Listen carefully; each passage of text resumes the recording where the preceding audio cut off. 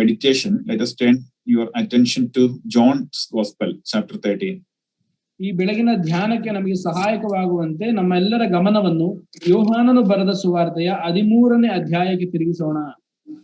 We will read verse 1 to 17. ನಾವು ಯೋಹಾನನು ಬರೆದ ಸುವಾರ್ತೆಯ 13ನೇ ಅಧ್ಯಾಯದ 1 ರಿಂದ 17ನೇ ವಚನಗಳವರೆಗೂ ಓದಿಕೊಳ್ಳೋಣ. Whether you can read it.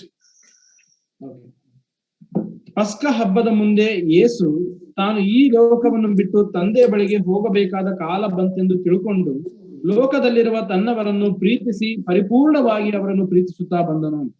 ಅವರು ಊಟಕ್ಕೆ ಕೂತುಕೊಂಡಿದ್ದರು. ಅಷ್ಟರೊಳಗೆ ಸೈತಾನನು ಸೀಮೋನನ ಮಗನಾದ ಇಸ್ಕರಿಯೋತ ಯೂದನ ಮನಸ್ಸಿನಲ್ಲಿ ಯೇಸುವನ್ನು ಹಿಡುಕೊಡಬೇಕೆಂಬ ಆಲೋಚನೆಯನ್ನು ಹುಟ್ಟಿಸಿದನು. ಯೇಸು ತನ್ನ ಕೈಯಲ್ಲಿ ಎಲ್ಲವನ್ನು ಕೊಟ್ಟಿದ್ದಾನೆಂತಲೂ ತಾನು ದೇವರ ಬಳಿಯಿಂದ ಹೊರಟು ಬಂದಿದ್ದು ಮತ್ತೆ ದೇವರ ಬಳಿಗೆ ಹೋಗುತ್ತೇನೆಂದಲೂ ತಿಳುಕೊಂಡವನಾಗಿ ಊಟವನ್ನು ಬಿಟ್ಟು ಎದ್ದು ಹೊದ್ದಿದ್ದ ಮೇಲೊದಿಕೆಯನ್ನು ತೆಗೆದಿಟ್ಟು ಕೈ ಪಾವುಡವನ್ನು ತಕ್ಕೊಂಡು ನಡುವಿಗೆ ಕಟ್ಟಿಕೊಂಡನು. ಆಗ ಬೋಗುಣಿಯಲ್ಲಿ ನೀರು ಹಾಕಿಕೊಂಡು ಶಿಷ್ಯರ ಕಾಲುಗಳನ್ನು ತೊಳೆಯುವುದಕ್ಕೂ ನಡುವಿಗೆ ಕೈ ಕಟ್ಟಿಕೊಂಡಿದ್ದ ಕೈ ಪಾವುಡದಿಂದ ಒರೆಸುವುದಕ್ಕೂ ಪ್ರಾರಂಭಿಸಿದನು. ಹೀಗೆ ಸೀಮೋನ ಪೇತ್ರನ ಬಳಿಗೆ ಬರಲು ಇವನು ಆತನಿಗೆ, ಸ್ವಾಮಿ, ನೀನು ನನ್ನ ಕಾಲುಗಳನ್ನು ತೊಳೆಯಬೇಕೇ ಎಂದು ಹೇಳಿದನು. ಅದಕ್ಕೆ ಯೇಸು, ನಾನು ಮಾಡುವುದು ಈಗ ನಿನಗೆ ತಿಳಿಯುವುದಿಲ್ಲ, ಇನ್ನು ಮೇಲೆ ನಿನಗೆ ತಿಳಿಯುವುದು. ಪೇತ್ರನು, ನೀನು ನನ್ನ ಕಾಲುಗಳನ್ನು ಎಂದಿಗೂ ತೊಳೆಯಬಾರದು ಎಂದು ಹೇಳಿದ್ದಕ್ಕೆ ಯೇಸು, ನಾನು ನಿನ್ನನ್ನು ತೊಳೆಯದಿದ್ದರೆ ನನ್ನ ಸಂಗಡ ನಿನಗೆ ಪಾಲಿಲ್ಲ ಅಂದನು. ಸೀಮೋನ ಪೇತ್ರನು, ಸ್ವಾಮಿ, ನನ್ನ ಕಾಲುಗಳನ್ನು ಮಾತ್ರವಲ್ಲದೆ ಕೈಗಳನ್ನೂ ತಲೆಯನ್ನೂ ಸಹ ತೊಳೆಯಬೇಕು ಅಂದನು. ಯೇಸು ಅವನಿಗೆ, ಸ್ನಾನ ಮಾಡಿಕೊಂಡವನ ಕಾಲುಗಳನ್ನು ತೊಳೆಯುವುದಲ್ಲದೆ ಬೇರೇನು ತೊಳೆಯಬೇಕಾಗಿರುವುದಿಲ್ಲ, ಅವನ ಮೈಯೆಲ್ಲಾ ಶುದ್ಧವಾಗಿದೆ. ನೀವು ಶುದ್ಧರಾಗಿದ್ದೀರಿ, ಆದರೆ ನಿಮ್ಮಲ್ಲಿ ಎಲ್ಲರೂ ಶುದ್ಧರಲ್ಲವೆಂದು ಹೇಳಿದನು. ಯೇಸು ತನ್ನನ್ನು ಹಿಡುಕೊಡುವವನು ಇಂಥವನೇ ಎಂದು ತಿಳಿದಿದ್ದರಿಂದ ನಿಮ್ಮಲ್ಲಿ ಎಲ್ಲರೂ ಶುದ್ಧವಲ್ಲವೆಂದನು. ಆತನು ಅವರ ಕಾಲುಗಳನ್ನು ತೊಳೆದ ಮೇಲೆ ತನ್ನ ಮೇಲ್ಹೊದಿಕೆಯನ್ನು ಹಾಕಿಕೊಂಡು ತಿರುಗಿ ಕೂತುಕೊಂಡು ಅವರಿಗೆ ಹೇಳಿದ್ದೇನೆಂದರೆ, ನಾನು ನಿಮಗೆ ಮಾಡಿದ್ದು ಏನೆಂದು ಗೊತ್ತಾಯಿತು. ನೀವು ನನ್ನನ್ನು ಗುರುವೆಂದೂ ಕರ್ತನೆಂದೂ ಕರೆಯುತ್ತೀರಿ. ನೀವು ಕರೆಯುವುದು ಸರಿ, ನಾನು ಅಂಥವನೇ ಹೌದು. ಕರ್ತನೂ ಗುರುವೂ ಆಗಿರುವ ನಾನು ನಿಮ್ಮ ಕಾಲುಗಳನ್ನು ತೊಳೆದಿರಲಾಗಿ ನೀವು ಸಹ ಒಬ್ಬರ ಕಾಲನ್ನು ಒಬ್ಬರು ತೊಳೆಯುವ ಹಂಗಿನವರಾಗಿದ್ದೀರಿ. ನಾನು ನಿಮಗೆ ಮಾಡಿದ ಮೇರೆಗೆ ನೀವು ಸಹ ಮಾಡುವಂತೆ ನಿಮಗೆ ಮಾದರಿಯನ್ನು ತೋರಿಸಿದ್ದೇನೆ. ನಿಮಗೆ ನಿಜ ನಿಜವಾಗಿ ಹೇಳುತ್ತೇನೆ, ಧಣಿಗಿಂತ ಆಳು ದೊಡ್ಡವನಲ್ಲ, ಕಳುಹಿಸಲ್ಪಟ್ಟವನು ಕಳುಹಿಸಿದವನಿಗಿಂತಲೂ ದೊಡ್ಡವನಲ್ಲ.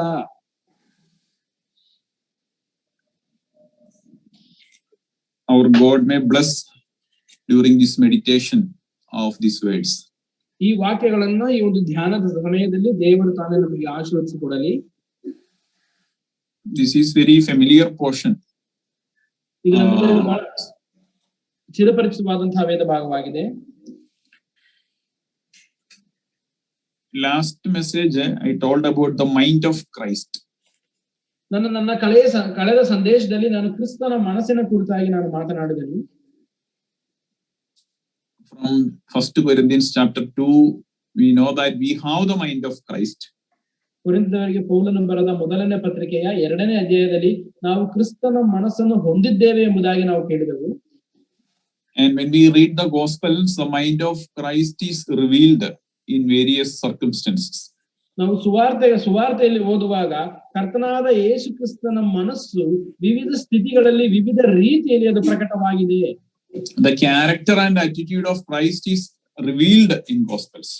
ಕ್ರಿಸ್ತನ ವ್ಯಕ್ತಿತ್ವ ಮತ್ತು ಮನೋಭಾವವು ಸುವಾರ್ತೆಯಲ್ಲಿ ಅದು ಪ್ರಕಟವಾಗಿದೆ.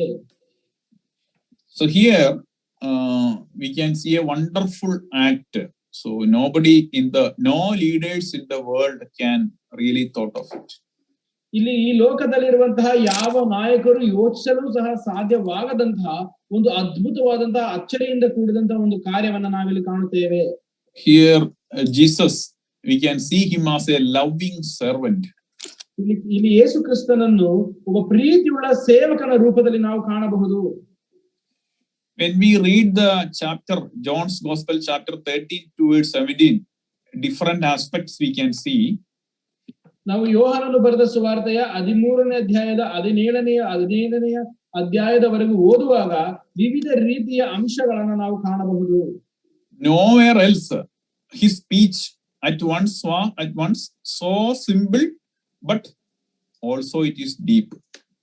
ಈ ಬೇರೆ ಯಾವ ಸ್ಥಳದಲ್ಲೂ ಇಷ್ಟು ಸರಳವಾದಂತಹ ಮತ್ತು ಆಳವಾದಂತಹ ಆತನ ಪ್ರಸಂಗವನ್ನ ಅಥವಾ ಮಾತುಗಳನ್ನ ನಾವು ಕಾಣಲು ಸಾಧ್ಯವಿಲ್ಲ. That means at a time it is simple, ಅಂದ್ರೆ ಅದು ಬಹಳ ಸರಳವಾದದ್ದು, but it is very deep also. ಆದರೆ ಅದು ಬಹಳ ಆಳವಾದಂತಹ ಅರ್ಥವುಳ್ಳ ಮಾತುಗಳಾಗಿತ್ತು. It contains deep meanings. ಅದು ಆಳವಾದಂತಹ ಅರ್ಥಗಳನ್ನ ಅದು ಸಂಬಂಧಿಸಿದಂತದ್ದಾಗಿದೆ. These words actually revealing the heart of our Lord. ಈ ವಚನಗಳು ನಮ್ಮ ಕರ್ತನ ಹೃದಯವನ್ನ ಅವು ಬಣ್ಣಿಸುವಂತದ್ದಾಗಿವೆ. So nowhere else the heart of God is unveiled to us. ಆದರೆ ಇದಕ್ಕಿಂತ ಹೆಚ್ಚಾಗಿ ಬೇರೆ ಎಲ್ಲೂ ಕರ್ತನ ಹೃದಯವು ಅದು ತೆರೆಯಲ್ಪಟ್ಟಿಲ್ಲ ಅಥವಾ ಅದು ವಿವರಿಸಲ್ಪಟ್ಟಿಲ್ಲ. Here we can see that when we are reading from verse 1 in this chapter, Jesus knew about his hour had come. ನಾವು ಈ 13ನೇ ಅಧ್ಯಾಯದ ಮೊದಲನೇ ವಚನವನ್ನು ಗಮನಿಸುವಾಗ ತನ್ನ ಸಮಯ ಬಂತೆಂದು ಕರ್ತನು ತಿಳಿದಿದ್ದನು. Earlier in some places in the beginning of gospel we can see that the hour has not come. ನಾವು ಸುವಾರ್ತೆಯ ಆರಂಭದಲ್ಲಿ ಬೇರೆ ಭಾಗಗಳಲ್ಲಿ ಆತನ ಗಳಿಗೆ ಇನ್ನೂ ಬಂದಿಲ್ಲ ಎಂಬುದಾಗಿ ನಾವು ಓದುತ್ತೇವೆ. Somebody tried to kill in the beginning of ministry, but that time the time has not come. ಆತನ ಬಹಿರಂಗ ಸೇವೆಯ ಆರಂಭದಲ್ಲಿ ಆತನನ್ನು ಸಾಯಿಸುವುದಕ್ಕೆ ಅಥವಾ ಕೊಲ್ಲುವುದಕ್ಕೆ ಕೆಲವರು ಪ್ರಯತ್ನಿಸಿದರು. ಆಗ ಆತನ ಸಮಯ ಇನ್ನೂ ಬಂದಿರಲಿಲ್ಲ. Even the young age, when he was child, Herod was tried to kill him, but it was not happened. The time had not come. ಅದು ಮಾತ್ರವಲ್ಲದೆ ಆತನು ಕೂಸಾಗಿದ್ದಾಗ ಅರಸನಾದಂತಹ ಹೇರೋದನು ಆತನನ್ನ ಕೊಲ್ಲುವುದಕ್ಕೆ ಪ್ರಯತ್ನಿಸಿದನು. ಆಗಲೂ ಸಹ ಆತನ ಸಮಯವಿನ್ನೂ ಬಂದಿರಲಿಲ್ಲ. Many places the furious Jews, they were trying to kill him, but Jesus was escaped. ಅನೇಕ ಸಂದರ್ಭಗಳಲ್ಲಿ ಉಗ್ರರಾಗಿದ್ದಂತಹ ಈ ಒಂದು ಯಹೂದ್ಯರು ಸಹ ಆತನನ್ನ ಸಾಯಿಸುವ ಅಥವಾ ಕೊಲ್ಲುವ ಪ್ರಯತ್ನವನ್ನ ಮಾಡಿದರು. ಆದರೆ ಆತನ ಅವರ ಮರೆಯಿಂದ ಹೊರಟು ಹೋದನು. Now the time had come. ಆದರೆ ಈಗ ಆ ಗಳಿಗೆಯು ಅಥವಾ ಸಮಯವು ಬಂದಿದೆ. So this is the last words of our Lord Jesus Christ in the earth. ಈ ಭೂಲೋಕದಲ್ಲಿ ಕರ್ತನಾದ ಯೇಸು ಕ್ರಿಸ್ತನು ಹಾಡಿದಂತಹ ಕೊನೆಯ ಮಾತುಗಳು ಇವುಗಳಾಗಿವೆ. So last precious hours. ಕೊನೆಯ ಅಮೂಲ್ಯವಾದಂತಹ ಮಾತುಗಳು. And we know that in another 24 hours our Lord will be hanged unto death in the cross of Calvary. ನಮಗೆ ತಿಳಿದಿರುವ ಹಾಗೆ ಈ ಸಮಯದಿಂದ ಸುಮಾರು 24 ಗಂಟೆಗಳ ನಂತರ ನಮ್ಮ ಕರ್ತನು ಶಿಲುಬೆಯಲ್ಲಿ ತೂಗಾಡುವನಾಗಿ ಆತನು ಮರಣ ಹೊಂದುತ್ತಾನೆ. So here another verse in chapter 1 verse 1 we can see he loved them to the end. ಈ 13ನೇ ಅಧ್ಯಾಯದ 1ನೇ ವಚನದಲ್ಲಿ ನಾವು ನೋಡುವಂತಹ ಮತ್ತೊಂದು ಸಂಗತಿ, ಆತನು ಅವರನ್ನು ಪರಿಪೂರ್ಣವಾಗಿ ಪ್ರೀತಿಸುತ್ತಾ ಬಂದನು. The real act of love is revealed in this chapter. ಪ್ರೀತಿಯ ನಿಜವಾದಂತಹ ಕ್ರಿಯೆಯು ಈ ಒಂದು ಅಧ್ಯಾಯದಲ್ಲಿ ಪ್ರಕಟವಾಗಿದೆ. The love that Jesus shown to us is not an externally made love, but it is from the bottom of his heart. ಕರ್ತನಾದ ಯೇಸು ಕ್ರಿಸ್ತನು ನಮಗೆ ತೋರಿರುವಂತಹ ಪ್ರೀತಿ ಅದು ಹೊರಗಿನ ತೋರಿಕೆಯ ಪ್ರೀತಿ ಅಲ್ಲ, ಬದಲಾಗಿ ಆತನ ಹೃದಯದ ಅಂತರಾಳದಿಂದ ಬಂದ ಪ್ರೀತಿಯಾಗಿತ್ತು. As human beings we will talk about good words and good words, and we will speak good words to others, and we will tell them we are loving them. ವಿಶ್ವಾಸಿಗಳಾಗಿ ನಾವು ಇತರರಿಗೆ ಒಳ್ಳೆಯ ಮಾತುಗಳನ್ನು ಆಡುತ್ತೇವೆ ಮತ್ತು ಅವರನ್ನು ಪ್ರೀತಿಸುತ್ತೇವೆ ಎಂಬುದಾಗಿ ನಾವು ಹೇಳುತ್ತೇವೆ. But Jesus not only told in his words, but in his action it was revealed. ಆದರೆ ಕರ್ತನು ತನ್ನ ಮಾತುಗಳಲ್ಲಿ ಅವುಗಳನ್ನು ಹೇಳಿದ್ದು ಮಾತ್ರವಲ್ಲದೆ ಆತನ ಕ್ರಿಯೆಗಳಲ್ಲಿಯೂ ಸಹ ಅವು ವ್ಯಕ್ತವಾದವು. So he loved his own who are in the world, he loved them to the end. ಆತನು ಈ ಲೋಕದಲ್ಲಿ ತನ್ನವರಾಗಿದ್ದವರನ್ನು ಆತನು ಪ್ರೀತಿಸಿ ಪರಿಪೂರ್ಣವಾಗಿ ಪ್ರೀತಿಸುತ್ತಾ ಬಂದನು. Jesus loves all the people all over the world. ಕ್ರಿಸ್ತನು ಈ ಲೋಕದಲ್ಲಿರುವಂತಹ ಎಲ್ಲಾ ಮನುಷ್ಯರನ್ನು ಆತನು ಪ್ರೀತಿಸುತ್ತಾನೆ. That is a general love he has shown to the humanity. ಆತನು ಮಾನವ ಕುಲಕ್ಕೆ ತೋರಿಸಿದಂತಹ ಒಂದು ಸಾಮಾನ್ಯವಾದಂತಹ ಪ್ರೀತಿಯಾಗಿದೆ. Because of his love he called every people. He called every people towards him because of the love. ಆತನು ಆ ಪ್ರೀತಿಯ ನಿಮಿತ್ತವಾಗಿ ಎಲ್ಲಾ ಮನುಷ್ಯರನ್ನು ತನ್ನ ಬಳಿಗೆ ಆತನು ಕರೆದನು. The love that he shown on the cross of Calvary is for all the people, all humanity. ಆ ಕಲ್ವಾರಿ ಶಿಲುಬೆ ಮೇಲೆ ಆತನು ತೋರಿದಂತಹ ಪ್ರೀತಿ ಅದು ಎಲ್ಲಾ ಮನುಷ್ಯರಿಗೆ, ಸಮಸ್ತ ಮಾನವ ಲೋಕಕ್ಕೂ ಅದಾಗಿತ್ತು. Then here what we are seeing that he loved his own people.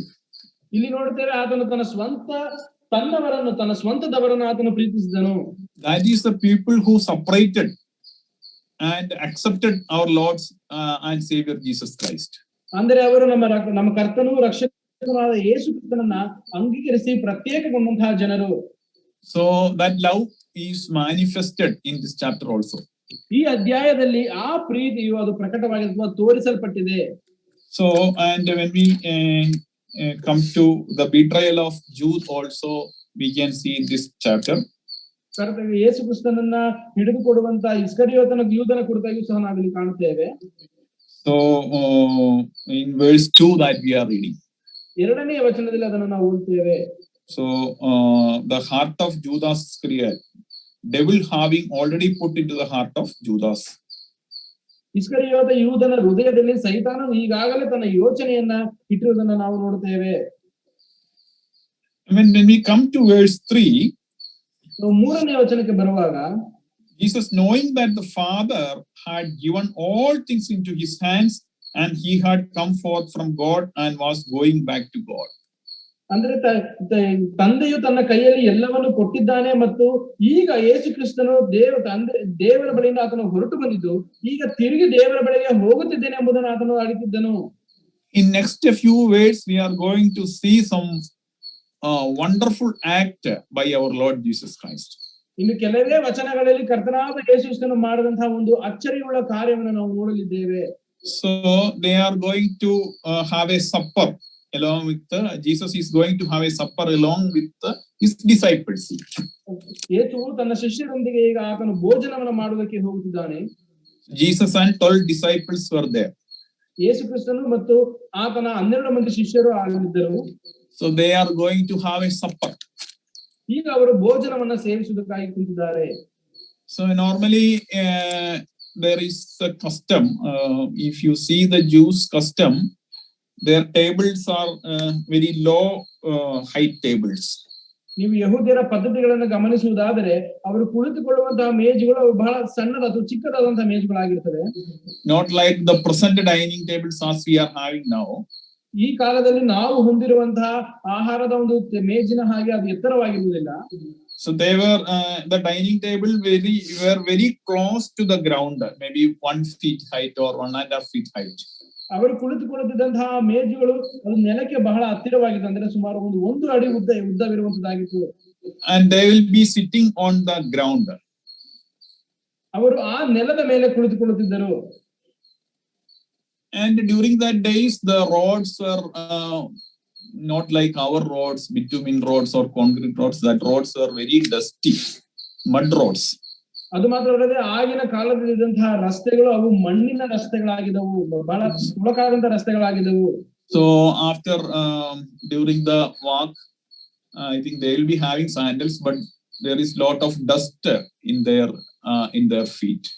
ಅವರ ಚಪ್ಪಲಿಗಳನ್ನ ಹಾಕಿಕೊಂಡವರಾಗಿದ್ದರೂ ಸಹ ಅವರ ಕಾಲುಗಳ ಅಥವಾ ಚಪ್ಪಲಿಗಳಲ್ಲಿ ಬಹಳವಾಗಿ ಧೂಳು ಕುಳಿತುಕೊಳ್ಳುತ್ತಿತ್ತು. So normally there is a custom before having supper, before having a supper or any other feast in a house, there will be washing of the feet.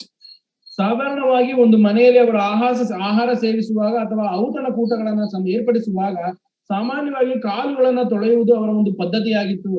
So because if they are sitting on the ground, then nearby they were sitting, and if that legs were ugly, it is very difficult to see it, and it is not good. ಅದು ಮಾತ್ರ ಅವರು ಕೆಳಗಡೆ ಕುಳಿತುಕೊಂಡವರಾಗಿ ತಮ್ಮ ಎದುರುಗಡೆ ಇರುವವರ ಕಾಲುಗಳು ತೊಳೆಯಲ್ಪಡದೆ ಅವುಗಳ ಅಶುಚಿಯಿಂದ ಕೂಡಿರುವಂತದ್ದಾಗಿದ್ದಾರೆ ಅಥವಾ ಗಲೀಜಾಗಿರುವುದಾದ್ರೆ ಅದು ಒಂದು ಒಳ್ಳೆಯ ಸಂಗತಿ ಅಲ್ಲ. So normally the invitees legs will be, the feet will be washed by servants. ಸಾಮಾನ್ಯವಾಗಿ ಈ ಆಹ್ವಾನಕ್ಕೊಳಗಾದವರ ಕಾಲುಗಳನ್ನ ಸೇವಕರು ತೊಳೆಯುತ್ತಿದ್ದರು. And I think one of the Pharisees, Simon, his house, Jesus was telling, "You are not given water to wash my feet." Jesus, one statement we are reading. ನಾವು ಓದುತ್ತೇವೆ, ಫರಿಸಾಯನಾದ ಸೀಮೋನನ ಮನೆಗೆ ಯೇಸು ಕ್ರಿಸ್ತನು ಹೋದಾಗ ನನಗೆ ತೊಳೆಕೊಳ್ಳುವುದಕ್ಕೆ ನೀರು ಕೊಡಲಿಲ್ಲ ಎಂಬುದಾಗಿ ಯೇಸು ಕ್ರಿಸ್ತನು ಹೇಳೋದನ್ನು ನಾವು ಕಾಣುತ್ತೇವೆ. So that was a custom. ಅದೊಂದು ಪದ್ಧತಿಯಾಗಿತ್ತು. So that was a general custom in that days. ಅದು ಆ ಕಾಲಘಟ್ಟದಲ್ಲಿದ್ದಂತಹ ಒಂದು ಸಾಮಾನ್ಯವಾದಂತಹ ಒಂದು ಪದ್ಧತಿಯಾಗಿತ್ತು. But here the disciples were not done that. ಆದರೆ ಇಲ್ಲಿ ಗಮನಿಸುತ್ತೇವೆ, ಶಿಷ್ಯರು ಅದನ್ನು ಮಾಡಲಿಲ್ಲ. Before supper itself it has to be done, but it was not done. ಅದು ಭೋಜನಕ್ಕೆ ಮುಂಚೆಯೇ ಅದು ಆಗಬೇಕಾಗಿತ್ತು, ಆದರೆ ಅದು ಆಗಲಿಲ್ಲ. Then Jesus can tell, so why you are not washing legs? ಹಾಗಾದ್ರೆ ಕ್ರಿಸ್ತನು ಹೇಳಬಹುದಾಗಿತ್ತು, ನೀವು ಯಾಕೆ ಕಾಲುಗಳನ್ನು ತೊಳೆಯುತ್ತಿಲ್ಲ ಎಂಬುದಾಗಿ ಆತನು ಹೇಳಬಹುದು. Peter or John bring water and wash the legs of disciples. ಪೇತ್ರನೇ, ಯೋಹಾನನೇ, ನೀವು ನೀರು ತೆಗೆದುಕೊಂಡು ಬಂದು ಶಿಷ್ಯರ ಕಾಲುಗಳನ್ನು ತೊಳೆಯಿರಿ ಎಂಬುದಾಗಿ ಆತನು ಹೇಳಬಹುದಾಗಿತ್ತು. He has not told like that. ಆದರೆ ಆತನು ಆ ರೀತಿಯಾಗಿ ಹೇಳಲಿಲ್ಲ. Even disciple also not thought of it, or if they were not, sometimes they may be knowing, but they were not willing to do it. ಒಂದು ವೇಳೆ ಶಿಷ್ಯರು ಸಹ ಇದರ ಕುರಿತಾಗಿ ಆಲೋಚನೆ ಮಾಡದಿರಬಹುದು, ಅಥವಾ ಒಂದು ವೇಳೆ ಅವರು ತಿಳಿದಿದ್ದರೂ ಸಹ ಅದನ್ನು ಮಾಡಲಿಕ್ಕೆ ಅವರು ಸಿದ್ಧರಾಗಿರದೇ ಇರಬಹುದು. But Jesus, what he has done? ಆದರೆ ಕರ್ತನು ಏನನ್ನ ಕೇಳಿದನು? He got up from the supper, ಆತನು ಊಟದಿಂದ ಎದ್ದನು, laid aside his garments, ತನ್ನ ಮೇಲ್ವಸ್ತ್ರಗಳನ್ನು ಆತನು ತೆಗೆದಿಟ್ಟನು, and taking a towel and girded himself. ಆತನೊಂದು ಕೈಪಾಳವನ್ನು ತೆಗೆದುಕೊಂಡು ನಡುವನ್ನ ಕಟ್ಟಿಕೊಂಡನು. Here one thing we have to understand, that this particular time, this act was very important in this particular time. ಇಲ್ಲಿ ನಾವು ಅರ್ಥ ಮಾಡಿಕೊಳ್ಳಬೇಕಾದ ಒಂದು ಪ್ರಾಮುಖ್ಯವಾದಂತಹ ಸಂಗತಿ ಏನೆಂದರೆ, ಈ ಒಂದು ಪ್ರತ್ಯೇಕವಾದಂತಹ ಸಮಯದಲ್ಲಿ ಆತನು ಮಾಡುತ್ತಿರುವ ಈ ಕಾರ್ಯವು ಬಹಳ ಪ್ರಾಮುಖ್ಯವಾದಂತಹ ಕಾರ್ಯವಾಗಿತ್ತು. What we are reading, verse 3. ಮೂರನೇ ವಚನದಲ್ಲಿ ಏನನ್ನು ಓದುತ್ತೇವೆ? Knowing that Father had given all things unto his hands.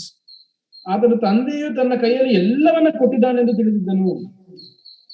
He was the creator of the universe. He is the creator of the universe. ಆತನೇ ಈ ವಿಶ್ವದ ಮತ್ತು ಜಗತ್ತಿನ ಸೃಷ್ಟಿಕರ್ತನಾಗಿದ್ದಾನೆ. He is not like an ordinary leader. ಆತನೊಬ್ಬ ಸಾಧಾರಣವಾದಂತಹ ಒಬ್ಬ ನಾಯಕನ ಹಾಗೆ ಅಲ್ಲ. Normally this kind of service will do by a lowly servant, low graded servant in a house.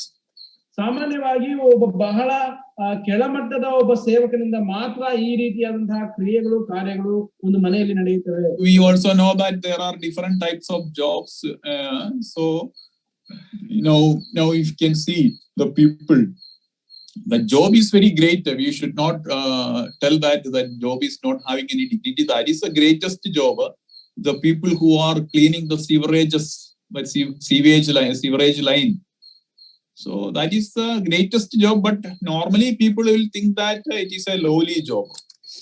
ಆದರೆ ಅವರು ಮಾಡುತ್ತಿರುವಂತಹ ಕೆಲಸವು ಅದು ಶ್ರೇಷ್ಠವಾದಂತಹ ಕೆಲಸವಾಗಿತ್ತು. ಸಾಮಾನ್ಯವಾಗಿ ಒಳಚರಂಡಿಗಳನ್ನ ಶುದ್ಧಿ ಮಾಡುವಂತಹ ಕೆಲಸವು ಅದು ಸಹ ಶ್ರೇಷ್ಠವಾದಂತಹ ಕೆಲಸವಾಗಿದೆ. ಆದ್ರೆ ಅದನ್ನ ನೋಡುವ ರೀತಿ ಅದು ಕೆಳಮಟ್ಟದ ಉದ್ಯೋಗದ ರೀತಿಯಲ್ಲಿ ಅದನ್ನು ಕಾಣುತ್ತಾರೆ. Normally people like us will think that is the lowliest job. ನಾವು ಅದನ್ನ ಬಹಳ ಕೆಳಮಟ್ಟದ ಒಂದು ಉದ್ಯೋಗ ಎಂಬ ರೀತಿಯಲ್ಲಿ ಜನರು ಅದನ್ನ ಕಾಣುತ್ತಾರೆ. So like that, washing of the feet is considered as a lowest job in that particular time. ಅದೇ ರೀತಿಯಾಗಿ ಆ ಒಂದು ಕಾಲಘಟ್ಟದಲ್ಲಿ ಕಾಲುಗಳನ್ನು ತೊಳೆಯುವಂತಹ ಒಂದು ಕೆಲಸ, ಒಂದು ಕಾರ್ಯವು ಅದು ಬಹಳ ಕೆಳಮಟ್ಟದ ಕಾರ್ಯವಾಗಿ ಪರಿಗಣಿಸಲ್ಪಟ್ಟಿತ್ತು. So but now here you see that Jesus is having all authority. And in verse 3 that God has given, the Father has given all things into Jesus' hands. ಇಲ್ಲಿ ನಾವು ಮೂರನೇ ವಚನದಲ್ಲಿ ನೋಡ್ತೇವೆ, ತಂದೆಯು ಕ್ರಿಸ್ತನಿಗೆ ಎಲ್ಲವನ್ನು ಕೊಟ್ಟಿದ್ದನು ಮತ್ತು ಕ್ರಿಸ್ತನು ಎಲ್ಲವುಗಳ ಮೇಲೆ ಅಧಿಕಾರವನ್ನು ಹೊಂದಿದ್ದನು. But still he knows that he is the powerful person. He is the creator of this world. Still he is going to do this lowliest act. ಆದರೆ ಆತನು ಎಲ್ಲವುಗಳ ಮೇಲೆ ಅಧಿಕಾರ ಹೊಂದಿದ್ದರು, ಆತನೇ ಬಹಳ ಶಕ್ತಿ ಉಳ್ಳಂತಹ ವ್ಯಕ್ತಿ ಎಂಬುದಾಗಿ ಆತನು ತಿಳಿದಿದ್ದರೂ ಸಹ ಈ ಒಂದು ದೀನತೆಯ ಕಾರ್ಯವನ್ನ ಮಾಡೋದಕ್ಕೆ ಆತನು ಮುಂದಾದನು. Now there is no question. We cannot ask any question to Jesus like why you are doing like this, or what is the purpose you are doing like this. We cannot ask because he is the highest authority. ಈಗ ಆತನೇ ಉನ್ನತವಾದಂತಹ ಅಧಿಕಾರವುಳ್ಳವನಾಗಿರುವ ಕಾರಣದಿಂದ ನೀನು ಇದನ್ನು ಯಾಕೆ ಮಾಡುತ್ತಿದ್ದೀ ಎಂಬುದಾಗಿ ನಾವು ಯಾರು ಆತನನ್ನ ಪ್ರಶ್ನಿಸಲು ಸಾಧ್ಯವಾಗುವುದಿಲ್ಲ. Just I was saying that if we are in that position, if we are in the position of Jesus, whether we will do it. ಒಂದು ವೇಳೆ ನಾವು ಕ್ರಿಸ್ತನ ಸ್ಥಾನದಲ್ಲಿ ಇರುವುದಾದರೆ, ಆ ಒಂದು ಸ್ಥಳದಲ್ಲಿ ನಾವು ಇರುವುದಾದರೆ ನಾವು ಅದನ್ನು ಮಾಡುತ್ತೇವೆ. Otherwise, in this world, any servants will, any leaders will do it. ಅಥವಾ ಈ ಲೋಕದಲ್ಲಿ ಯಾವುದೇ ನಾಯಕನಾಗಲಿ ಈ ಕಾರ್ಯವನ್ನು ಮಾಡುವುದಕ್ಕೆ ಸಾಧ್ಯವೋ? Some leaders may be doing for making photographs and public give publicity in social media, but actually from their heart they will not do. ಕೆಲವರು ನಾಯಕರು ಅವುಗಳನ್ನ ಒಂದು ಭಾವಕ್ಕೆ ಒಂದು ಛಾಯಾಚಿತ್ರವನ್ನ ತೆಗೆದುಕೊಳ್ಳುವುದಕ್ಕಾಗಿ ಅಥವಾ ಅವರ ಒಂದು ಮಾಧ್ಯಮಗಳಲ್ಲಿ ಸಾಮಾಜಿಕ ತಾಣಗಳಲ್ಲಿ ಒಂದು ಹೆಸರನ್ನ ಗಳಿಸುವುದಕ್ಕಾಗಿ ಅವುಗಳನ್ನ ಮಾಡಬಹುದಾಗಿದೆ, ಆದರೆ ಅವರ ಹೃದಯದಿಂದ ಅವುಗಳನ್ನ ಮಾಡುವರಾಗಿರುವುದಿಲ್ಲ.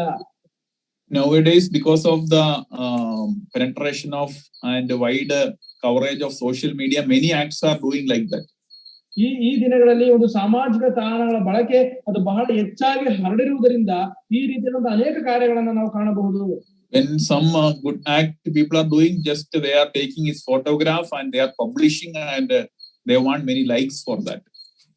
ಕೆಲವು ವ್ಯಕ್ತಿಗಳು ಕೆಲವು ಕಾರ್ಯಗಳನ್ನು ಮಾಡುವಾಗ ಅವುಗಳನ್ನ ಫೋಟೋ ತೆಗೆದುಕೊಂಡವರಾಗಿ ಸಾಮಾಜಿಕ ತಾಣಗಳಲ್ಲಿ ಅವುಗಳನ್ನ ಹರಡಿ ಜನರು ಅದನ್ನು ಇಷ್ಟಪಡಬೇಕೆಂಬುದಾಗಿ ಬಯಸುತ್ತಾರೆ. When people are doing showing charity or doing charity, they are taking photographs and publishing. ಜನರು ದಾನ ಮಾಡುವಂತಹ ಕಾರ್ಯಗಳನ್ನು ಸಹ ಫೋಟೋ ತೆಗೆದುಕೊಂಡು ಅದನ್ನ ಪ್ರದರ್ಶಿಸುವರಾಗಿದ್ದಾರೆ. So even in the spiritual realm also same thing is happening nowadays. ಈಗ ಆತ್ಮಿಕ ಕ್ಷೇತ್ರಗಳಲ್ಲಿಯೂ ಸಹ ಇಂಥದ್ದೇ ಕಾರ್ಯಗಳು ನಡೆಯುತ್ತಿದೆ. And sometimes very big photos are coming of the preachers. ಈಗ ಕೆಲವೊಮ್ಮೆ ಈ ಪ್ರಸಂಗಿಗಳ ಒಂದು ಬಹಳ ದೊಡ್ಡ ಫೋಟೋಗಳು ಬರುವಂತದ್ದಾಗಿದೆ. And people they are giving more importance to a particular person and showing him. ಕೆಲವು ಸಂದರ್ಭಗಳಲ್ಲಿ ಒಬ್ಬ ಪ್ರತ್ಯೇಕವಾದಂತಹ ವ್ಯಕ್ತಿಯ ಮೇಲೆ ಸಂಪೂರ್ಣ ಗಮನ ಹರಿಸಿ ಆತನನ್ನು ಆ ವ್ಯಕ್ತಿಯನ್ನು ಮಾತ್ರ ತೋರಿಸುತ್ತಾರೆ. They are showing their cutouts and they are keeping their big banners all over the city and projecting them. ಅವರು ಪಟ್ಟಣದ ಎಲ್ಲಾ ಸ್ಥಳಗಳಲ್ಲಿಯೂ ಈ ವ್ಯಕ್ತಿಗಳ ಕಟೌಟ್ಗಳನ್ನ ಹಾಕಿ ಅವರನ್ನು ತೋರಿಸುವರಾಗಿರುತ್ತಾರೆ. So when we are seeing such kind of act, immediately we have to understand that these things are not from God. ಈ ಸಂಗತಿಗಳನ್ನು ನಾವು ಈ ಲೋಕಗಳಲ್ಲಿ ನಡೆಯೋದನ್ನ ಗಮನಿಸುವಾಗ ಇವು ದೇವರಿಂದ ಬಂದವುಗಳಲ್ಲ ಎಂಬುದನ್ನು ನಾವು ತಕ್ಷಣವೇ ತಿಳಿದುಕೊಳ್ಳಬೇಕು. So they are making their own places and they are making their own emperors. They will become their own emperors. ಅವರು ತಮ್ಮದೇ ಆದಂತಹ ರಾಜ್ಯಗಳನ್ನು ಸ್ಥಾಪಿಸಿ ಅವರು ತಮ್ಮದೇ ಆದಂತಹ ರಾಜರುಗಳಾಗಿ ಮಾಡಿಕೊಳ್ಳುತ್ತಾರೆ. So like that many people are there. ಈ ರೀತಿಯಾಗಿ ಅನೇಕ ಮಂದಿ ಇದ್ದಾರೆ. In spiritual world also, recently we have seen in Kerala and in Tamil Nadu, we have seen and the government IT department has raided such type of people. ಕ್ರೈಸ್ತತ್ವದಲ್ಲೂ ಸಹ ಈ ರೀತಿಯಾದಂತಹ ಕೆಲವರು ಇದ್ದಾರೆ. ಇತ್ತೀಚೆಗಷ್ಟೇ ನಾವು ಕೇರಳದಲ್ಲಿ ತಮಿಳುನಾಡಿನ ಇಂಥ ವ್ಯಕ್ತಿಗಳನ್ನ ನಾವು ನೋಡಿದೆವು ಮತ್ತು ಇನ್ಕಮ್ ಟ್ಯಾಕ್ಸ್ ಡಿಪಾರ್ಟ್ಮೆಂಟ್ ಅವರು ಅವುಗಳ ಮೇಲೆ ದಾಳಿಯನ್ನು ಸಹ ನಡೆಸಿದರು. Unaccounted money, crores of rupees of unaccounted money they have found out from them. ಕೋಟ್ಯಾಂತರ ರೂಪಾಯಿಗಳು ಲೆಕ್ಕವಿಲ್ಲದಂತಹ ಹಣಗಳನ್ನು ಅವರು ಕಂಡುಹಿಡಿದರು. So they are also doing in the name of Christ. ಅವರು ಸಹ ಕ್ರಿಸ್ತನ ಹೆಸರಿನಲ್ಲಿ ಇವುಗಳನ್ನು ಮಾಡುವರಾಗಿದ್ದಾರೆ. The ministry's name is like that Jesus calls ministry. ಅವರು ಯೇಸು ಕರೆಯುತ್ತಾನೆ ಎಂಬುದಾಗಿ ಹೇಳಿಕೊಳ್ಳುವಂತಹ ಹೆಸರುಳ್ಳಂತಹ ಸೇವೆಗಳಾಗಿವೆ. Ministry name is Jesus calls, but now income tax calls. ಅವರು ಯೇಸು ಕರೆಯುತ್ತಾನೆ ಎಂಬ ಹೆಸರುಳ್ಳದ ಸೇವೆಯನ್ನು ಮಾಡುವರಾಗಿದ್ದಾರೆ, ಆದರೆ ಈಗ ಅವರನ್ನು ಇನ್ಕಮ್ ಟ್ಯಾಕ್ಸ್ ನವರು ಕರೆಯುತ್ತಿದ್ದಾರೆ. So when we are seeing the people like this, they are going and more importance given to their personality than Christ, then we should think twice and we have to think that we have to decide that it is not from our God. ಯಾವ ವ್ಯಕ್ತಿಗಳು ಅವರು ಕ್ರಿಸ್ತನಿಗಿಂತ ಹೆಚ್ಚಾಗಿ ತಮ್ಮ ಸ್ವಂತ ವ್ಯಕ್ತಿತ್ವದ ಮೇಲೆ ಹೆಚ್ಚಿನ ಗಮನವನ್ನು ಹರಿಸುತ್ತಾರೋ ಅಂತವರ ವಿಷಯದಲ್ಲಿ ನಾವು 2 ಬಾರಿ ಯೋಚನೆ ಮಾಡಿ ಇದು ದೇವರಿಂದ ಬಂದದ್ದಲ್ಲ ಎಂಬುದನ್ನು ನಾವು ತಿಳಿದುಕೊಳ್ಳಬೇಕು. So when we come to Luke chapter 22, there were some debate was there among the disciples of Jesus Christ just before this event. That is in Luke chapter 22 verse 23. ನಾವು ಲೂಕನ ಬರೆದ ಸುವಾರ್ತೆ 22ನೇ ಅಧ್ಯಾಯದ 23ನೇ ವಚನದಲ್ಲಿ ಗಮನಿಸುವ ಹಾಗೆ ಈಗ ನಾವು ನೋಡ್ತಿರುವಂತಹ ಯೋಹಾನ 13ನೇ ಅಧ್ಯಾಯದ ಘಟನೆಗೆ ಸ್ವಲ್ಪ ಸಮಯಕ್ಕೆ ಮುಂಚೆ ಶಿಷ್ಯರಲ್ಲಿ ಯಾರು ಶ್ರೇಷ್ಠರು ಎಂಬ ಒಂದು ವಾಗ್ವಾದ ಅಥವಾ ಒಂದು ವಿಚಾರ ಅವರ ಮಧ್ಯದಲ್ಲಿ ಇತ್ತು ಎಂಬುದಾಗಿ ನೋಡುತ್ತೇವೆ. 24 chapter 22 verse 24 to 27 we can read. ಲೂಕನ ಬರೆದ ಸುವಾರ್ತೆ 22ನೇ ಅಧ್ಯಾಯದ 24ರಿಂದ 27ನೇ ವಚನಗಳವರೆಗೂ ನಾವು ಓದಿಕೊಳ್ಳೋಣ. ಇದಲ್ಲದೆ ತಮ್ಮೊಳಗೆ ಯಾವನು ಅತಿ ದೊಡ್ಡವನೆಂದು ಎಣಿಸಲ್ಪಡುವನು ಎಂದು ಅವರಲ್ಲಿ ವಿವಾದವೂ ಸಹ ಇತ್ತು. ಆಗ ಆತನು ಅವರಿಗೆ, ಅನ್ಯ ಜನಗಳ ಅರಸರು ಅವರ ಮೇಲೆ ದೊರೆತನ ಮಾಡುತ್ತಾರೆ ಮತ್ತು ಅವರ ಮೇಲೆ ಅಧಿಕಾರವನ್ನು ನಡೆಸುವವರು ಉಪಕಾರಿಗಳೆಂದು ಕರೆಯಲ್ಪಡುತ್ತಾರೆ. ಆದರೆ ನೀವು ಹಾಗಿರಬಾರದು. ನಿಮ್ಮೊಳಗೆ ಅತಿ ದೊಡ್ಡವನಾಗಿರುವವನು ಚಿಕ್ಕವನಂತೆ ಇರಲಿ ಮತ್ತು ಮುಖ್ಯಸ್ಥನಾಗಿರುವವನು ಸೇವೆ ಮಾಡುವನಂತೆ ಇರಲಿ. ಹಾಗಾದರೆ ಯಾರು ದೊಡ್ಡವರು? ಊಟಕ್ಕೆ ಕುಳಿತುಕೊಂಡಿರುವವನು ಇಲ್ಲವೇ ಸೇವೆ ಮಾಡುವವನು? ಊಟಕ್ಕೆ ಕುಳಿತುಕೊಂಡವನಲ್ಲವೋ? ಆದರೆ ನಾನು ನಿಮ್ಮೊಳಗೆ ಸೇವೆ ಮಾಡುವವನಂತಿದ್ದೇನೆ. But I am among you as the one who serves. ನಾನು ನಿಮ್ಮ ಮಧ್ಯೆ ಸೇವೆ ಮಾಡುವವನಂತಿದ್ದೇನೆ. So along with the disciples of Christ, they were having a dispute. ಕ್ರಿಸ್ತನ ಶಿಷ್ಯರ ಮಧ್ಯದಲ್ಲಿ ಒಂದು ವಾದವಿತ್ತು ಎಂಬುದಾಗಿ ನಾವು ನೋಡುತ್ತೇವೆ. The dispute is nothing but who is the greatest person among these 12. ಈ 12 ಮಂದಿಯಲ್ಲಿ ಎಲ್ಲರಿಗಿಂತ ಶ್ರೇಷ್ಠನು ಯಾರು ಎಂಬುದೇ ಒಂದು ವಾಗ್ವಾದವಾಗಿತ್ತು. So Peter or John or Jacob or Judah, who is the greatest? ಪೇತ್ರನೋ ಯೋಹಾನನೋ ಯಾಕೋಬನೋ ಯಾರು ಇವರಲ್ಲಿ ಶ್ರೇಷ್ಠರು? But Jesus knows their heart. ಆದರೆ ಕ್ರಿಸ್ತನು ಅವರ ಹೃದಯಗಳನ್ನು ಅರಿತಿದ್ದಾನೆ. And he is comparing with Gentiles. ಆತನು ಅವರನ್ನ ಅನ್ಯ ಜನರೊಂದಿಗೆ ಆತನು ಅಲ್ಲಿ ಹೋಲಿಸಿ ನೋಡುತ್ತಿದ್ದಾನೆ. The kings of Gentiles lords it over them, and those who are authority over them are called benefactors. ಇಲ್ಲಿ ನಾವು ನೋಡುತ್ತೇವೆ, ಜನಗಳ ಅರಸರು ಅವರ ಮೇಲೆ ದೊರೆತನ ಮಾಡುತ್ತಾರೆ ಮತ್ತು ಅವರ ಮೇಲೆ ಅಧಿಕಾರ ನಡೆಸುವವರು ಉಪಕಾರಿಗಳೆಂದು ಕರೆಯಲ್ಪಡುತ್ತಾರೆ. But here it will be like servant, but it is not this way with you. With you the way is different. ಆದರೆ ನಿಮ್ಮಲ್ಲಿ ಹಾಗಿರಬಾರದು ಅಂದ್ರೆ ಹೇಳುವಾಗ ನೀವು ವ್ಯತ್ಯಾಸವುಳ್ಳವರಾಗಿರಬೇಕೆಂದು ಆತನು ಹೇಳುತ್ತಿದ್ದಾನೆ. The one who is the greatest among you must become like the youngest, and the leader like the servant. ಆತನು ನಿಮ್ಮಲ್ಲಿ ಆಗಿರಬಾರದು, ನಿಮ್ಮಲ್ಲಿ ಹೆಚ್ಚಿನವನು ಚಿಕ್ಕವನಂತಾಗಬೇಕು, ಮುಖ್ಯಸ್ಥನು ಸೇವಕನಂತಾಗಬೇಕೆಂದು ಹೇಳುವುದನ್ನು ನೋಡುತ್ತೇವೆ. The leader should be like a servant. ನಾಯಕನು ಸೇವಕನ ಹಾಗಿರಬೇಕು. And normally the meaning of ministers, or you can know that chief minister, that is minister is like a servant.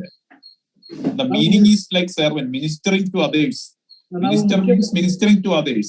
ನಾವು ಮುಖ್ಯಮಂತ್ರಿಗಳು ಎಂಬುದಾಗಿ ಹೇಳುವಾಗ ಅದರ ಮೂಲ ಅರ್ಥವನ್ನು ಗಮನಿಸುವಾಗ ಅವರು ಇತರರಿಗೆ ಸೇವೆ ಮಾಡುವವರು ಎಂಬುದೇ ಆಗಿದೆ.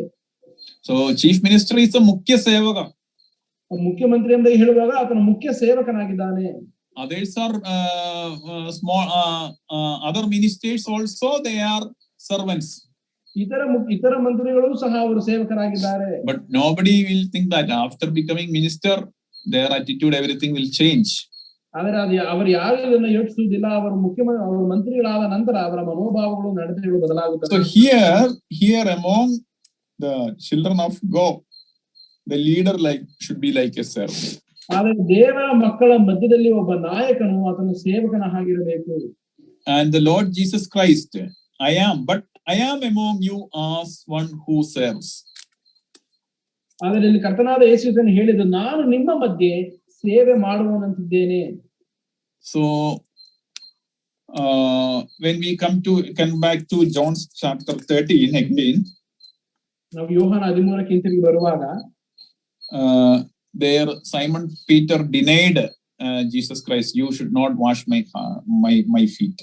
ಇಲ್ಲಿ ಯೇಸು ಕ್ರಿಸ್ತನು ಪೇತ್ರನ ಕಾಲುಗಳನ್ನ ತೊಳೆದ ಹಾಗೆ ಅವನು ನಿರಾಕರಿಸಿದನು. Then that is having a spiritual meaning also there that we very well know. That is why I am not going to deep in that. ಅಲ್ಲೊಂದು ಆತ್ಮಿಕ ಅರ್ಥವೂ ಸಹ ಇದೆ, ಅದೆಲ್ಲರಿಗೂ ಚಿರಪರಿಚಿತವಾಗಿ ತಿಳಿದಿರುವ ಕಾರಣದಿಂದ ನಾನು ಅದಕ್ಕೆ ಹೋಗುತ್ತಿಲ್ಲ. So that is verse 10 we are reading, who was bathed need only to wash his feet, but he is completely clean. You are clean, but not all of you. ಆದರೆ 10ನೇ ವಚನದಲ್ಲಿ ಈ ರೀತಿ ಓದಿದ್ದೇವೆ, ಯೇಸು ಅವನಿಗೆ, ಸ್ನಾನ ಮಾಡಿಕೊಂಡವನು ತನ್ನ ಪಾದಗಳನ್ನು ಹೊರತು ಮತ್ತೇನು ತೊಳೆಯುವುದು ಅವಶ್ಯವಿಲ್ಲ, ಯಾಕೆಂದ್ರೆ ಅವನು ಸಂಪೂರ್ಣವಾಗಿ ಶುದ್ಧನಾಗಿದ್ದಾನೆ, ನೀವು ಶುದ್ಧರಾಗಿದ್ದೀರಿ, ಆದರೆ ಎಲ್ಲರೂ ಅಲ್ಲ ಅಂದನು. The washing of feet here means that is a spiritual cleaning in the day-to-day life. ಇಲ್ಲಿ ಪಾದಗಳನ್ನ ತೊಳೆಯುವುದು ಎಂದು ಹೇಳುವಾಗ ಅನುದಿನ ಜೀವಿತದಲ್ಲಿ ಆತ್ಮಿಕವಾಗಿರುವುದು ಎಂಬ ಅರ್ಥವಾಗಿದೆ. That is the sanctification that is to be happened in our day-to-day life. ನಮ್ಮ ಅನುದಿನ ಜೀವಿತದಲ್ಲಿ ಆಗಬೇಕಾದಂತಹ ಶುದ್ಧೀಕರಣದ ಕಾರ್ಯವನ್ನು ಅದು ಸೂಚಿಸುತ್ತದೆ. Those who bathed means they came to the salvation. So already they saved from the punishment of sin and they accepted Christ. They are the bathed people. ಇಲ್ಲಿ ಸ್ನಾನ ಮಾಡಿಕೊಂಡವರು ಎಂದಾಗಿ ಹೇಳುವಾಗ ಕ್ರಿಸ್ತನನ್ನು ಸ್ವೀಕರಿಸಿದವರಾಗಿ ದೇವರ ಕೋಪದಿಂದ ವಿಮುಕ್ತರಾದವರನ್ನು ಸೂಚಿಸುವುದಾಗಿದೆ. They only needs to wash their feet. ಅವರು ಕೇವಲ ಪಾದಗಳನ್ನು ತೊಳೆಯುವುದನ್ನು ಮಾತ್ರ ಸಾಕಾಗಿದೆ. That was the idea behind the word of our Lord Jesus Christ. ಅದುವೇ ಕರ್ತನಾದ ಯೇಸು ಕ್ರಿಸ್ತನ ಮಾತಿನ ಹಿಂದಿದ್ದಂತಹ ಒಂದು ಆಲೋಚನೆಯಾಗಿತ್ತು. When Jesus washed the feet of all the dear disciples, ಆತನು ತನ್ನ ಪ್ರೀತಿಯ ಎಲ್ಲಾ ಶಿಷ್ಯರ ಪಾದಗಳನ್ನು ಆತನು ತೊಳೆದನು. So then again he has wore his dress and he talked to the disciples. ಆತನು ನಂತರ ತನ್ನ ಮೇಲೊದಿಕೆಯನ್ನು ಧರಿಸಿಕೊಂಡು ಶಿಷ್ಯರೊಂದಿಗೆ ಮಾತನಾಡಿದನು. Now they came to know that who is the greatest person. ಈಗ ಅವರಲ್ಲಿ ಶ್ರೇಷ್ಠನು ಯಾರು ಎಂಬುದನ್ನು ಅವರು ಅರ್ಥ ಮಾಡಿಕೊಂಡರು. By the law, the act of Jesus Christ, they came to know what Jesus has done, and there is no need of disputing and how to be served others. ಕ್ರಿಸ್ತನು ಮಾಡಿದಂತಹ ಕಾರ್ಯದ ಮೂಲಕವಾಗಿ ಕ್ರಿಸ್ತನು ಏನನ್ನ ಮಾಡಿದನು ಮತ್ತು ನಾವು ಇತರರನ್ನ ಹೇಗೆ ಸೇವಿಸಬೇಕು ಮತ್ತು ಅವರಲ್ಲಿ ಯಾರು ಶ್ರೇಷ್ಠರು ಎಂಬುದನ್ನು ಅವರು ಅರ್ಥ ಮಾಡಿಕೊಂಡರು. Now again from verse 13 to 16 when we are 17 we are reading why Jesus has done this particular act is clearly explained. ನಾವು ಕ್ರಿಸ್ತನು ಈ ಕಾರ್ಯವನ್ನ ಯಾಕೆ ಮಾಡಿದನು ಎಂಬ ಒಂದು ಸಂಗತಿಯು 13ರಿಂದ 17ನೇ ವಚನಗಳವರೆಗೂ ವಿವರಿಸಲ್ಪಟ್ಟಿದೆ. You call me teacher and Lord, you are right, and for so I am. In verse 13. ನೀವು ನನ್ನನ್ನು ಬೋಧಕನು ಮತ್ತು ಕರ್ತನೆಂದು ಕರೆಯುತ್ತೀರಿ, ನೀವು ಹೇಳುವುದು ಸರಿಯೇ, ನಾನು ಅಂತವನೇ ಹೌದು. That is right, because I am the Lord and I am the teacher. That is right. ಅದು ಸರಿ, ಯಾಕೆಂದ್ರೆ ನಾನು ಕರ್ತನು ಬೋಧಕನು. If then Lord and the teacher washed your feet, you also ought to wash one another's feet. ಹಾಗಾದರೆ ನಿಮ್ಮ ಕರ್ತನೂ ಬೋಧಕನೂ ಆಗಿರುವ ನಾನು ನಿಮ್ಮ ಕಾಲುಗಳನ್ನು ತೊಳೆದರೆ ನೀವು ಸಹ ಒಬ್ಬರ ಕಾಲುಗಳನ್ನೊಬ್ಬರು ತೊಳೆಯತಕ್ಕದ್ದು. Whether we had to do the physical washing that time, it was sometimes it was necessary during Jesus' period it was necessary, but the real meaning is not merely the washing of feet.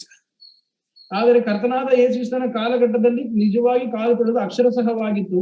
ಆದರೆ ನಿಜವಾದಂತಹ ಅರ್ಥ ಇಲ್ಲಿ ಅಕ್ಷರಸಹವಾಗಿ ಕಾಲು ತೊಳೆಯುವುದೇ ಎಂಬುದಾಗಿ ಅಲ್ಲ. Now the present day it is having a spiritual meaning. That day also when Jesus told itself, that time also it was having a spiritual means. Now also it is having a spiritual meaning. ಕರ್ತನಾದ ಯೇಸು ಹೇಳಿದಂತಹ ಕಾಲಘಟ್ಟದಲ್ಲೂ ಮತ್ತು ಈಗಿನ ಕಾಲಘಟ್ಟದಲ್ಲೂ ಸಹ ಇದು ಆತ್ಮಿಕ ಅರ್ಥವನ್ನ ಒಳಗೊಂಡಿದೆ. So some people thought that it is for it is a ritual, and some communities we know that they are doing yearly once during the time of Passover day in their churches. So they will wash 12 people's feet. ಕೆಲವರು ಇದನ್ನ ಒಂದು ಆಚಾರವಾಗಿ ಪರಿಗಣಿಸುತ್ತಾರೆ ಮತ್ತು ಕೆಲವೊಂದು ಸಮುದಾಯಗಳಲ್ಲಿ ಇದನ್ನ ವರ್ಷಕ್ಕೊಂದು ಬಾರಿ ಪಸ್ಕ ಹಬ್ಬದ ಸಮಯದಲ್ಲಿ ಒಂದು 12 ಮಂದಿಯನ್ನು ಕುಳ್ಳಿರಿಸಿ ಅವರ ಕಾಲುಗಳನ್ನು ಸಹ ತೊಳೆಯುತ್ತಾರೆ. Jesus is not told for that purpose. It is not to make a ritual and do it in every year. It is not the purpose behind that. ಇದನ್ನು ಒಂದು ಆಚಾರವಾಗಿ ಪರಿಗಣಿಸಿ ವರ್ಷಕ್ಕೊಂದು ಬಾರಿ ಮಾಡಬೇಕು ಎಂಬುದಾಗಿ ಯೇಸು ಕ್ರಿಸ್ತನ ಯೋಚನೆ ಆಗಿರಲಿಲ್ಲ. So you should wash one another's feet means you should serve one another in lowly heart. ನೀವು ಒಬ್ಬರನ್ನೊಬ್ಬರ ಪಾದಗಳನ್ನು ತೊಳೆಯಬೇಕು ಎಂಬುದಾಗಿ ಕರ್ತನು ಹೇಳುವುದಾದರೆ ನೀವು ದೀನತೆಯ ಭಾವದಿಂದ ಒಬ್ಬರನ್ನೊಬ್ಬರು ಸೇವಿಸಬೇಕು, ಒಬ್ಬರನ್ನೊಬ್ಬರ ಸೇವೆ ಮಾಡಬೇಕೆಂಬುದೇ ಅದರ ಅರ್ಥವಾಗಿದೆ. So that is the real meaning. You should serve one other. You should save other believer. ನೀವು ಇನ್ನೊಬ್ಬ ಸಹೋದರನ ಸೇವೆ ಮಾಡಬೇಕು. So that was the real meaning. ಅದುವೇ ನಿಜವಾದಂತಹ ಅರ್ಥವಾಗಿತ್ತು. In verse 15, 15ನೇ ವಚನದಲ್ಲಿ I gave you an example that you should do, you should follow. ಯಾಕೆಂದರೆ ನಾನು ನಿಮಗೆ ಮಾಡಿದಂತೆಯೇ ನೀವು ಸಹ ಮಾಡಬೇಕೆಂದು ನಾನು ನಿಮಗೆ ಮಾದರಿಯನ್ನು ತೋರಿಸಿದ್ದೇನೆ. So this is one of the greatest example God, our Lord Jesus Christ has given. ಇದು ನಮ್ಮ ಕರ್ತನಾದ ಯೇಸು ಕ್ರಿಸ್ತನು ಮಾಡಿದ ಉದಾಹರಣೆಗಳಲ್ಲಿ ಒಂದು ಶ್ರೇಷ್ಠವಾದಂತಹ ಮಾದರಿಯಾಗಿದೆ. You also to do it to others. ನೀವು ಸಹ ಇತರರಿಗೆ ಇದನ್ನು ಮಾಡಬೇಕು. So how we have to do it? ಇದನ್ನು ನಾವು ಹೇಗೆ ಮಾಡಬೇಕು? With all the humility. ಎಲ್ಲಾ ರೀತಿಯ ದೀನತೆಯ ಭಾವದಿಂದ ಮಾಡಬೇಕು.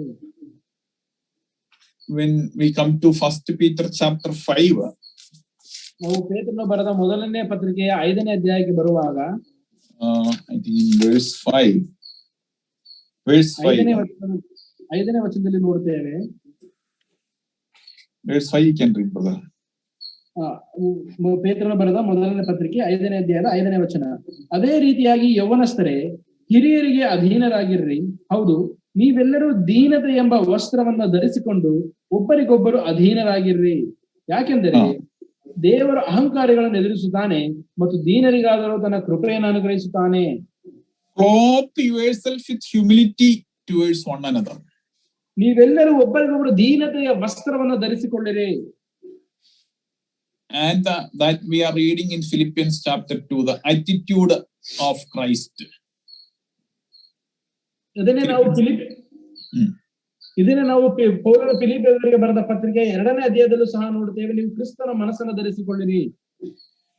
Here we can see that to be clothed with humility. ಇಲ್ಲಿ ನಾವು ದೀನತೆಯ ವಸ್ತ್ರವನ್ನ ಧರಿಸಿಕೊಳ್ಳಬೇಕೆಂಬುದಾಗಿ ಹೇಳಲ್ಪಟ್ಟಿದ್ದೇವೆ. Wrap the apron of humility around yourself. ದೀನತೆಯ ವಸ್ತ್ರವನ್ನು ನಿಮ್ಮ ಸುತ್ತಲೂ ಧರಿಸಿಕೊಳ್ಳಿರಿ. So this was the example given to us by our Lord Jesus Christ. ಇದುವೇ ನಮ್ಮ ಕರ್ತನಾದ ಯೇಸು ಕ್ರಿಸ್ತನ ಮೂಲಕ ನಮಗೆ ದೊರೆತಂತಹ ಒಂದು ಮಾದರಿಯಾಗಿದೆ. So we are calling him teacher and the Lord. ನಾವು ಆತನನ್ನ ಬೋಧಕನು ಕರ್ತನು ಎಂದು ಕರೆಯುತ್ತೇವೆ. So he has given the greatest example in his life. ಆತನು ತನ್ನ ಜೀವಿತದಲ್ಲಿ ನಮಗೆ ಒಂದು ಶ್ರೇಷ್ಠವಾದಂತಹ ಒಂದು ಮಾದರಿಯನ್ನು ನೀಡಿದ್ದಾನೆ. So when we practice this example in day-to-day life, our Christian life will be more fruitful. ನಾವು ಈ ಮಾದರಿಯನ್ನು ನಮ್ಮ ಅನುದಿನ ಜೀವಿತದಲ್ಲಿ ನಾವು ಪಾಲಿಸುವಾಗ ನಮ್ಮ ಜೀವಿತವು ಹೆಚ್ಚು ಫಲದಾಯಕವಾಗಿರುತ್ತದೆ. God will definitely use us. ದೇವರು ನಮ್ಮನ್ನು ಖಂಡಿತವಾಗಿ ಉಪಯೋಗಿಸುತ್ತಾನೆ. So this was the humble service our Lord has shown to us. ದೇವರು ನಮ್ಮ ಕರ್ತನು ನಮಗೆ ತೋರಿಸಿದಂತಹ ಒಂದು ತಗ್ಗಿದ ಮನೋಭಾವವುಳ್ಳಂತಹ ಒಂದು ಸೇವೆಯು ಇದಾಗಿತ್ತು. He was the greatest leader, but he was the greatest servant also. ಆತನು ಬಹಳ ಶ್ರೇಷ್ಠನಾದ ಅತಿ ದೊಡ್ಡ ನಾಯಕನಾಗಿದ್ದನು, ಆದರೆ ಅದೇ ಸಂದರ್ಭದಲ್ಲಿ ಆತನು ಅತಿ ದೊಡ್ಡ ಶ್ರೇಷ್ಠನಾದಂತಹ ಸೇವಕನಾಗಿದ್ದನು. So this is this example our Lord Jesus Christ has given to practice in our day-to-day Christian life, practical Christian life. ಈ ಒಂದು ಮಾದರಿಯನ್ನ ನಮ್ಮ ಅನುದಿನ ಪ್ರಾಯೋಗಿಕ ಕ್ರಿಸ್ತಿಯ ಜೀವಿತದಲ್ಲಿ ನಾವು ಪಾಲಿಸುವಂತೆ ಆತ ನಮಗೆ ದಯಪಾಲಿಸಿದ್ದಾನೆ. So our Lord has done it, then why can't we do it? ನಮ್ಮ ಕರ್ತನಾದ ಯೇಸು ಅದನ್ನು ಮಾಡಿದರಿಂದ ನಾವು ಯಾಕೆ ಅದನ್ನು ಮಾಡಲು ಸಾಧ್ಯವಾಗುವುದಿಲ್ಲ?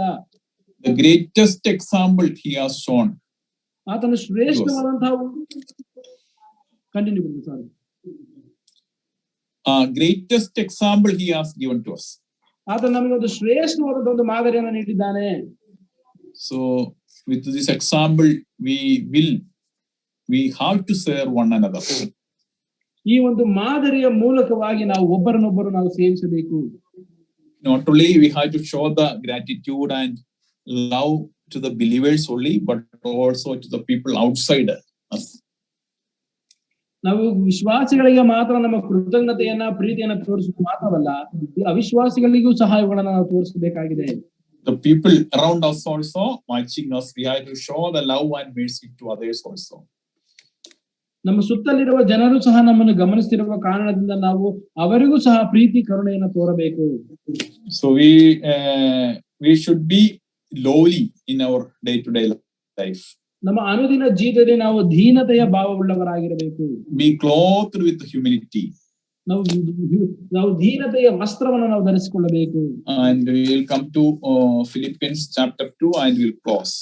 ನಾವು ಪೌಲನು ಫಿಲಿಪ್ಪಿಯರಿಗೆ ಬರೆದ ಪತ್ರಿಕೆಯ 2ನೇ ಅಧ್ಯಾಯಕ್ಕೆ ಬಂದು ನಂತರ ನಾವು ಮುಗಿಸೋಣ.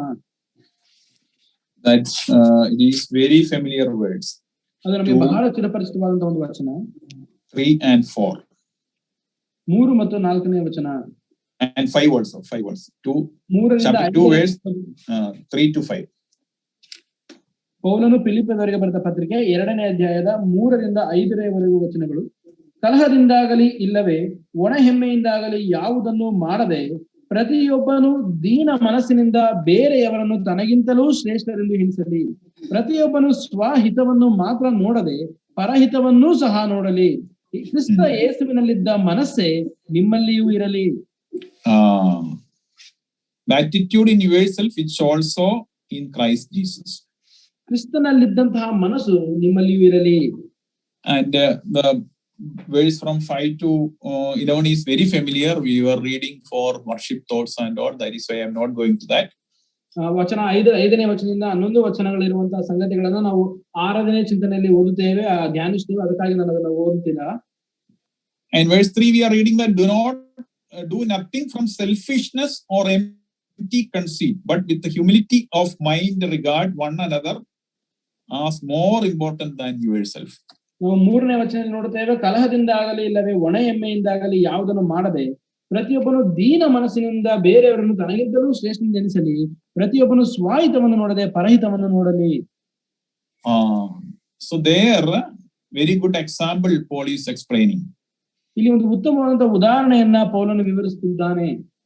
We should regard others as are more important than us. ನಾವು ಇತರರನ್ನ ನಮಗಿಂತಲೂ ಬಹಳ ಶ್ರೇಷ್ಠರೆಂದು ಎಣಿಸಬೇಕು. So that brother is not having any education or job or that is why I will not regard him, not like that. ಒಬ್ಬ ಸಹೋದರನಿಗೆ ವಿದ್ಯಾಭ್ಯಾಸವಿಲ್ಲ, ಕೆಲಸವಿಲ್ಲ, ಆದ ಕಾರಣದಿಂದ ಅವರನ್ನು ನಾನು ಶ್ರೇಷ್ಠರೆಂದು ಎಣಿಸುವುದಿಲ್ಲ ಎಂಬ ರೀತಿಯಲ್ಲಿ ಅಲ್ಲ. So we should not give the whatever the earthly things or earthly education or earthly wealth, but we have to see the spiritual wealth. ನಾವು ಆ ಲೌಕಿಕವಾದಂತಹ ಆಸ್ತಿ ಐಶ್ವರ್ಯಗಳನ್ನ ನೋಡದೆ ಆತ್ಮಿಕವಾದಂತಹ ಸಂಪತ್ತನ್ನ ನೋಡಿ ಗೌರವಿಸಬೇಕು. We have to show the humility and we have to humility of mind, regard one another as more important as than yours. ನಾವು ದೀನತೆಯ ಮನಸ್ಸಿನಿಂದ ಶುದ್ಧ ಹೃದಯವುಳ್ಳವರಾಗಿ ಇತರರನ್ನ ನಮಗಿಂತಲೂ ಶ್ರೇಷ್ಠರನ್ನು ಎಣಿಸಬೇಕು. And another thing is, and in verse 4 we are reading that do not look out for your own personal interest. ನಾವು 4ನೇ ವಚನದಲ್ಲಿ ನೋಡ್ತೇವೆ, ಪ್ರತಿಯೊಬ್ಬನು ಸ್ವಹಿತವನ್ನು ಮಾತ್ರ ನೋಡದೆ but also for the interest of others. ಪರರ ಹಿತವನ್ನು ಸಹ ನೋಡಲಿ. Sometimes we will think that all people are like me. You should not think like that, because each person having his own problems and his own difficulties. ಪ್ರತಿಯೊಬ್ಬ ವ್ಯಕ್ತಿಯು ತನ್ನದೇ ಆದಂತಹ ಸಮಸ್ಯೆಗಳನ್ನ ತೊಂದರೆಗಳನ್ನ ಹೊಂದಿರುವ ಕಾರಣದಿಂದ ನಾನು ಇತರರ ಹಾಗೆ ಅಲ್ಲ ಎಂಬುದಾಗಿ ನಾವು ಹೇಳಬಾರದು. We have to that is called empathy. We have to think that if I am in the place of that brother, then how it will be. That we have to think. ಅದು ಅನುತಾಪವಾಗಿರ್ತದೆ. ಆದರೆ ನಾವು ಆ ಸಹೋದರನ ಸ್ಥಾನದಲ್ಲಿ ನಾವಿದ್ದರೆ ಅದು ಹೇಗಿರ್ತದೆ ಎಂಬ ರೀತಿಯಲ್ಲಿ ನಾವು ಯೋಚಿಸಬೇಕು. So that is called empathy. We had to put their shoes. It is called empathy. We had to consider we are in that particular situation and we had to think. ಅದನ್ನ ಅನುತಾಪ ಎಂಬುದಾಗಿ ನಾವು ಹೇಳುತ್ತೇವೆ. ಆ ಪ್ರಿಯ ಸಹೋದರನು ಇರುವಂತಹ ಸ್ಥಾನದಲ್ಲಿ ನಮ್ಮನ್ನು ನಾವು ಇರಿಸಿಕೊಂಡು ಅದು ನಮಗೆ ಹೇಗಿರ್ತದೆ ಎಂಬ ರೀತಿಯಲ್ಲಿ ನಾವು ಅದನ್ನ ಯೋಚನೆ ಮಾಡಬೇಕಾಗಿದೆ.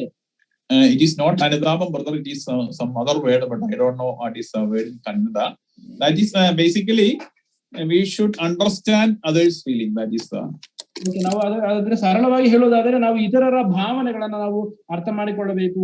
That is what we are reading in verse 4. ಅದನ್ನೇ ನಾವು 4ನೇ ವಚನದಲ್ಲಿ ಓದುತ್ತೇವೆ.